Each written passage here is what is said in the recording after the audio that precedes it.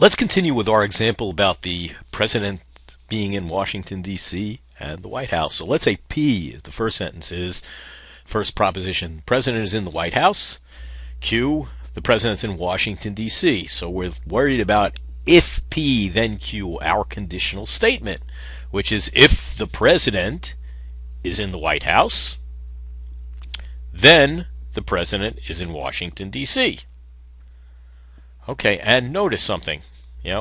It's the same thing as saying all times when the president is in the White House are times when the president is in Washington, D.C. So notice a P and Q, we have one of those Venn diagrams that we encountered when we were talking about predicate logic that helped us kind of graphically, visually see what the inference is saying or what the statement all A's or B's is saying. But let me just back this up so you can see it again. And watch as the Venn diagram comes up. All times when the president is in the White House, P, are times when the president is in Washington, D.C. Q, times when the president's in Washington, D.C.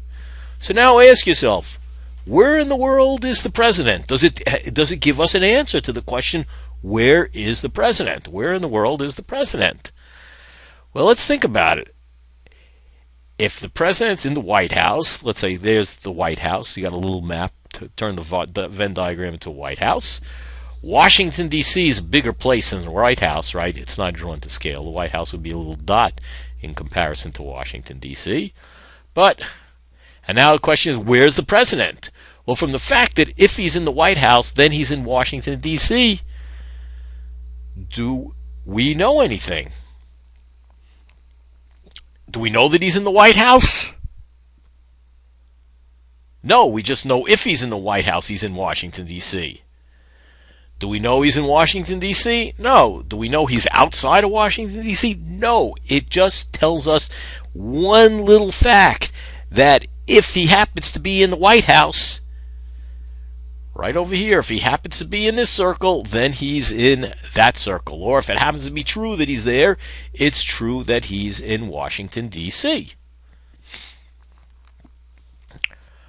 So, go through it again one more time. If the president's in the White House, then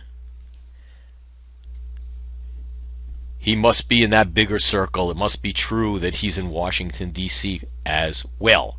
But we still don't know where the president is because it's a hypothetical. It's a condition. It's just linking two things together. The president being in Washington, D.C., in the White House, and his being in Washington, D.C. That's the way the link works between those two.